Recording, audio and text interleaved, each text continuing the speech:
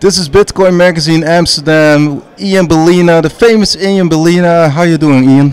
I'm doing well, man. I'm glad to be here in Amsterdam. My first time. Yeah, I mean, you did a really good presentations. How do you look back on it? How do I what? How do you look back on it, the presentation? I mean, it was a great crowd. Over 600 people showed up. It's just honored to be here in our first time here. The support, the love, the community. Right, to me and my community, it's always been about the community first, right? So just being able to see all the people who've been in there and meeting them face to face in person has been amazing. Yeah, you see a lot of crypto love with the crowd. Crypto to the moon. All right. I mean, one of the key things from your presentation is you had a really personal story about your life. Can you maybe explain why you tell this story? Yeah, I mean, because I wanted people to know where I came from, my motivation, right? So, because I believe people can see inspiration from that, right? Because everything for me initially didn't really add up, but after a while, all the things I didn't know why they were happening, now I know why they happened, right? So just being able to share my story and see if other people could get value from that. And also, I mean, after you achieve success, people kind of forget what happened, right? The process. Right, so I wanted to kind of show that process as to how everything happened to inspire other people. And when you look at the process, what are actually the key elements, in that process? I mean, you're a fighter. I mean, yeah, I mean, so I had problems figuring out. Okay, you know what? I have to take action to solve this problem. Then giving myself a deadline. Right, so with me, I wanted to be financially free. Right, so I give myself a deadline and stuck to it by any means necessary, and it makes you really innovate and find other ways to stay on that deadline, on that path to the deadline to achieve your goal. Well, you were well educated, you had a good education, I mean, you went to IBM, Deloitte, but you weren't still satisfied. No, I wasn't. I mean, because any of that can go away anytime. What happens? What's your backup plan? Right? And even then, it doesn't matter how much money they pay you or how successful you are, they still control your time, right? So I wanted to really take back control of my time. Absolute freedom. Yeah, absolute freedom. And what were, if you look back, what were the defining moments, of your still very young life? That trip to Tokyo, when I realized it didn't really matter how much money I was making, I still didn't control my time. Right, that was very defining. It really inspired me to go out there and do that. And then going to Token Summit, that conference, it basically taught me I was now investing in my education, and I was really all in. What made the Tokyo trip so special? I mean, what were the insights actually? Being able to meet people face to face in this space. It was my first time interacting with people in the crypto community in person. I had read about it online, I was trading online, but really going to a conference for a few days, meeting people there, having dinner with them, drinks with them, and getting to know how they got to success. That was really the most powerful thing about it. Was it actually different than I mean, when you're with colleagues with IBM, Deloitte? I mean, it can also be festive and you go for a drink, but was this different then? I mean, because they all had the same goal in mind, right? They're in crypto. Some of them were doing it full time, right? For somebody like me, the first time when I was there, if I'm just doing it on the side, I can see, okay, you know what? People are actually having success doing this full time as a living. Right, and it inspires you to take the next step, right? So that's what happened with me. So you were on the plane from Tokyo back to the US, and you thought, okay, there's a new section in my life going on. Oh, absolutely! I came back with energy and purpose, right? Because now I knew that it wasn't just about the next vacation; it was about breaking away totally, having a permanent vacation. And actually, that's I mean, and then you also had the goal of being financially, independent. Independent, right? Because once you do that, you can really do whatever you want in life, right? Whether you want to start a new business, start a charity, give back, just do whatever, right? You have that freedom. All right. So in the end, maybe more freedom creates more happiness, or? Oh, absolutely. I mean, I've never been happier than now. Oh, yeah. Right. I mean, I wake up and I choose my time. Right. I choose what I do with my time, not somebody else. Even in the very hype dominated scene like the crypto space. Oh, absolutely. I mean, like, if I want to take a time off from crypto, I can do that. Just hop on a plane to Bali or Hawaii or wherever. I'll be like, I love your crypto community, but I'll be back in 2 months. Right? If I want to do that, I can do that. I have that freedom. I mean, both of your parents are professors. When you come back home, what do they say actually about your new life? I mean, they say it's happening really fast. Then they ask me, what's the price of Bitcoin? Serious? Yeah. Do you investors too? Or? Slowly, yeah, slowly. Oh. Yeah, I slowly got them into it. I mean, was there some resistance maybe in your private circle? I mean, some people have, when they fully go into crypto, they get some barriers in their personal life, spouses, family.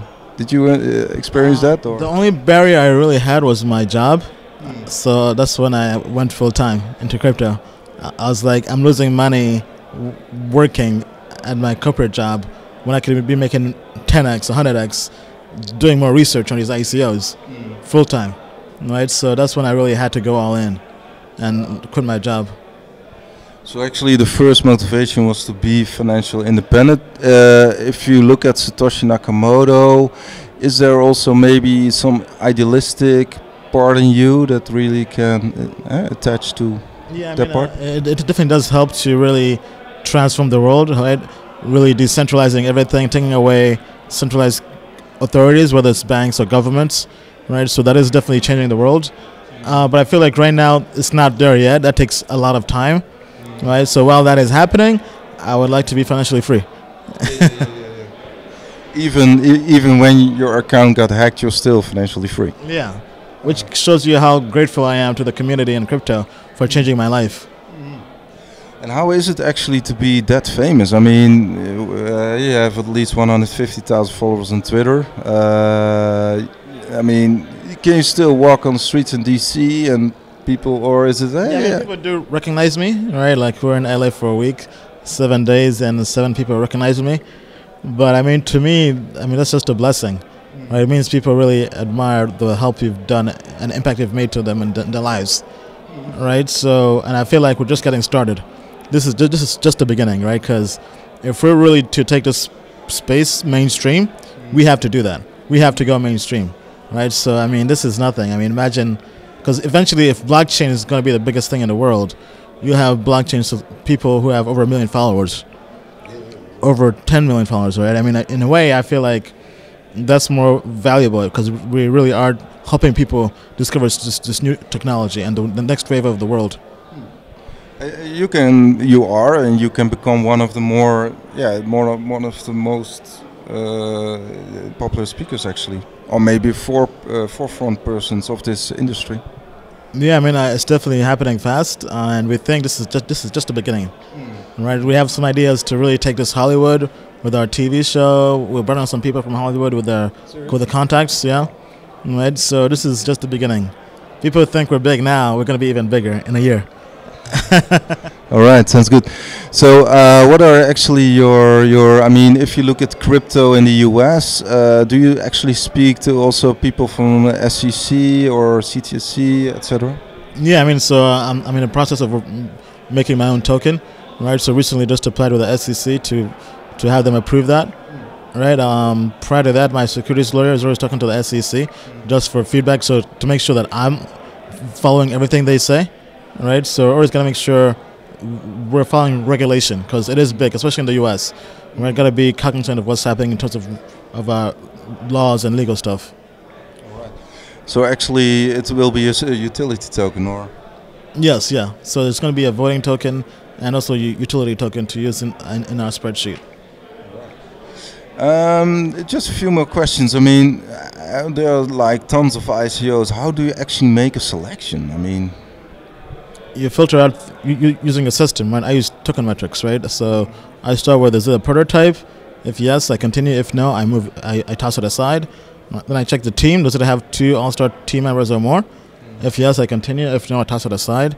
I check All-Star advisors. Then I check token metrics, right? How much money are they raising? Total tokens. What % is the team keeping? What % is being given to the token sale participants? right? So I take this all into account, and I create a holistic grade, right? So this grade that helps me determine how good of an ICO it is, and how much money I should put in.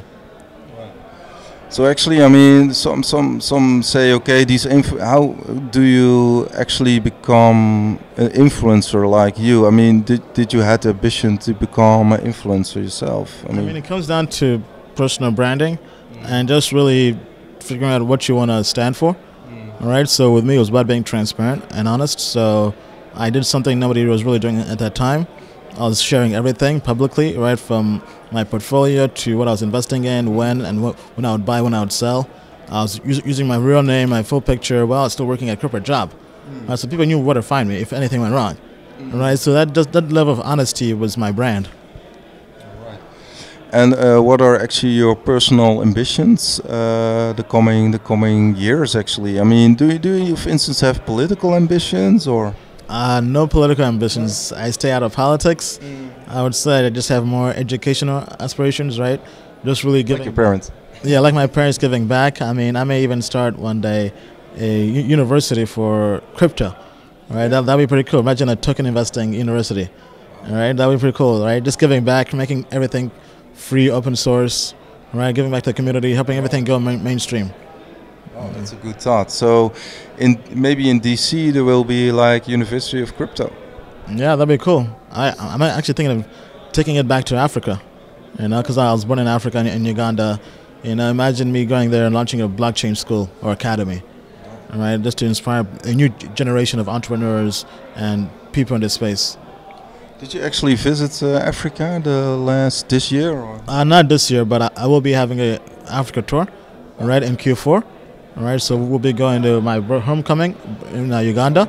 I'll go to Uganda where I was born, then Nairobi, Kenya, Accra, Ghana, Lagos, Nigeria, Egypt, in Cairo, and Cape Town, South Africa. Yeah, we have like 2 million unbanked people, so for them, the crypto is essential. I mean, crypto wallets. Oh, absolutely, absolutely. Do you have special, special ambitions with Africa, or maybe it sounds different? Do you actually have memories of your time in Uganda? It was the first 6 years, huh? Not really, just mainly pictures from family and a few memories from when I was in school. Right, it's gonna be my first time back in over 20 years, so it's gonna be beautiful. Did you live in the capital or in? In Kampala. I was in Kampala. Oh, okay. And I mean, you still have family there, or? Yeah, I have family there. Most of my family is in the States, but I do have some other family there as well. Right. And are they in crypto as well, or? I don't know. We'll find out. Yeah. All right. Yeah. Just a few more questions. I mean, what do you think is essential for the unbanked to get aligned with like the mainstream payment system, or what do you think? I think it comes back to the technology.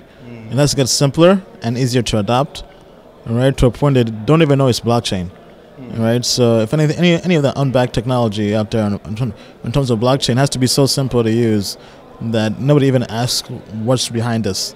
They just use it because it just solves the problem and the issues. Okay, we do a few, and then we're finished. And will Clint ask a few questions? What is you mentioned Quant Chain as one of the most interesting ICOs? Quark Chain is one of the biggest ICOs I have. I mean, why? Smart contract blockchain, high speed use case. Already has a prototype in terms of a test net. Even has bigger ambitions and could really be the next big project in this space, right? Because that is a use case that has to be solved. It's an infrastructure project. That's where most of the value is. You really believe like in the infrastructure tokens? I mean, the data backs it up. Right. Do you still are you looking for the new Icon or ICX actually? Yeah. I mean, I am, but right now I think it's QuickChain for this quarter at least. But I was trying to find the next one. Any candidates? I mean, recently and Eden Chain, those are the big ones right now. Eden Chain done in Korea, South Korea. All right. Yeah. So actually, the guys from South Korea are still, Yeah, they're still making projects. All right. How do you look back? I mean, what can you confirm the rumor that you want to join the Icon team, or? No, I'm not joining the Icon team. Not sure what kind of rumor that is. Oh, okay. I thought you want to join the Icon team, but. No. Okay. Don't believe everything online. All right. Okay. Now, thank you very much, Ian. Thank you. For your time, and all the best with your world tour. Thank you. Okay.